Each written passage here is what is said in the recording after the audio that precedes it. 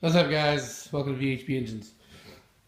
This is actually a companion video to a link I'm going to leave in this, or I'm going to leave a card here. I decided to do a teardown on this one because oh shit. Okay, do a teardown on this one because the block I went to go rebuild the other day I don't have main bolts for it. I looked online. The only main bolts I can find are either brand new OEM Honda bolts or I can get ARPs. Both of those are going to cost me $100. This is going to be a high compression build, but it doesn't warrant me doing or making that kind of expense on this block, especially if I'm going to sell it for $500. Definitely not going to spend $100 on bolts.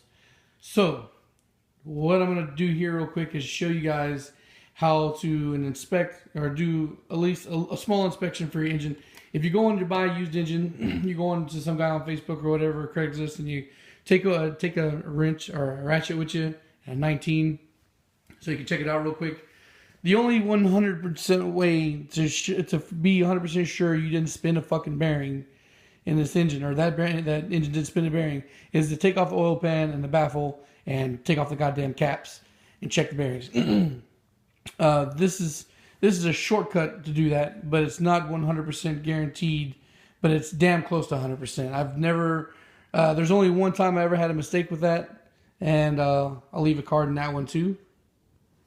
And what had happened was I went to go check out a friend's engine.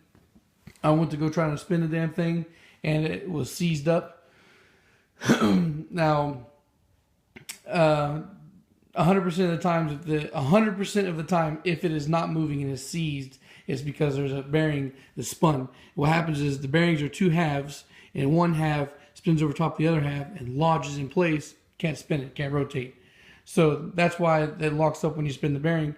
Now, why I said it doesn't work 100% of the time if you can rotate is because I've rotated an engine that spun freely that actually did have a damaged bearing. And I'm not talking about like running damage, like it's just wear on it. I mean, like it was spun, but it only happened to me ever one time. So that's why I still recommend this for a check. You know, at least this basic of a check. And I still always do it myself every time I go to get an engine. Now, generally speaking, I like to buy engines that I know are fucked up because that way I'm not buying or overpaying for a good engine. And I don't want to overpay for a good engine anyway. I'd rather buy a fucked up engine and then buy a separate crank and go from there instead of paying, risking paying $200 or $300 for something that could be damaged. And besides that, the majority of my builds are OEM rebuilds, so I'm not going to really make any money if I buy an engine for $200 or $300 because I'm going to resell it and most likely rebuild it and probably sell it for like $400 or $500 depending on what exactly is going in there. But anyway, you get your ratchet on there, you just give it a spin, and see how good. You see, this is not really much resistance, so I'm fairly confident this engine's good. Also, to remember that if you have the spark plug still in the engine, that when you go, this one's actually going really smooth, smoother than I would expect. But if you have spark plugs in there, there's a good chance that you're gonna, you'll pump, and it'll get stiff on you, and that's because you're building a little bit of compression with the spark plugs in there. So you can always pop spark plugs out and check it again.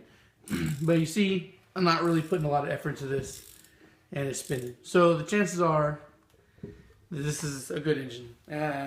I'm sorry it's not super detailed. You could always, pop off the valve cover and check in there and see if you can see any broken springs or whatnot.